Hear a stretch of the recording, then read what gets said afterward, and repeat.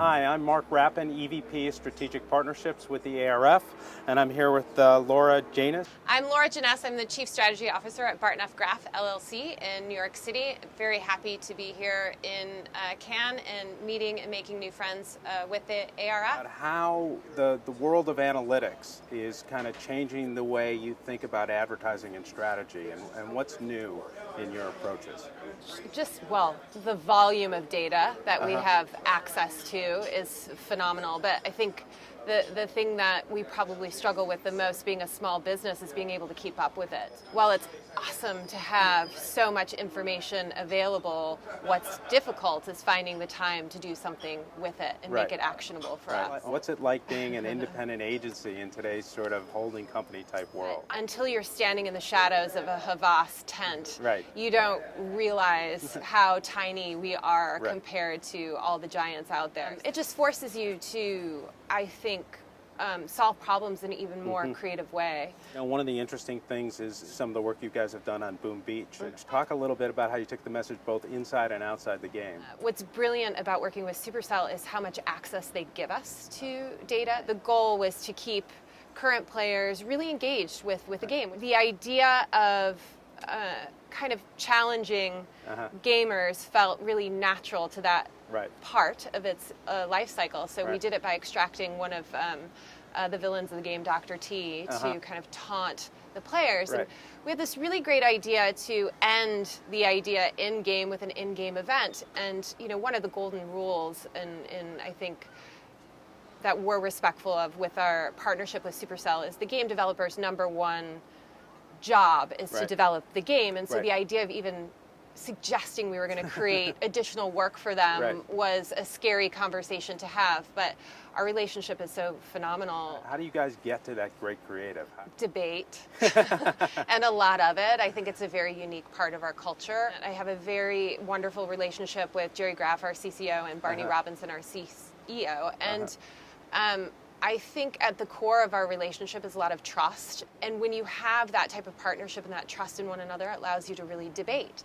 It pushes us to a place of making sure the work that we're doing is honest, that it's pushing the boundaries, and that it will fundamentally be really entertaining to people, because people hate advertising, and it's a truth that we embrace every single day. And from a talent perspective, how do you find the strategy group's relationship with the creative group? I met with Jerry, and that was one of the very first questions I asked him, because I didn't want to go back into the advertising world and not have a partnership, a true partnership with the creative that I was working with.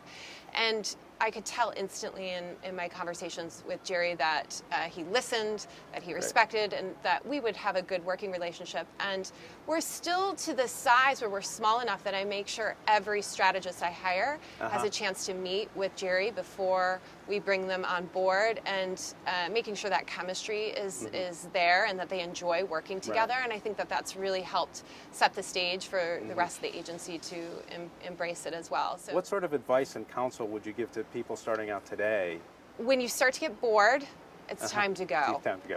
And the next best choice is the one that scares you, the one that you're uncertain if you're actually able to do. And if you fail, that's kind of awesome too, because you learn so much. I mean, do you think we should be moving toward a more reflective group of society in advertising? And if so, how do we get there? As a strategist, it becomes really, really important to paint a very clear picture of who we're talking to and help the team empathize with that group of people rather than project themselves into the assignment. I think it's a really, again, natural impulse as a human being, but something as a strategist that we're responsible for very early on in the development process, so that you're not getting to a product in the end that doesn't feel relatable or accessible or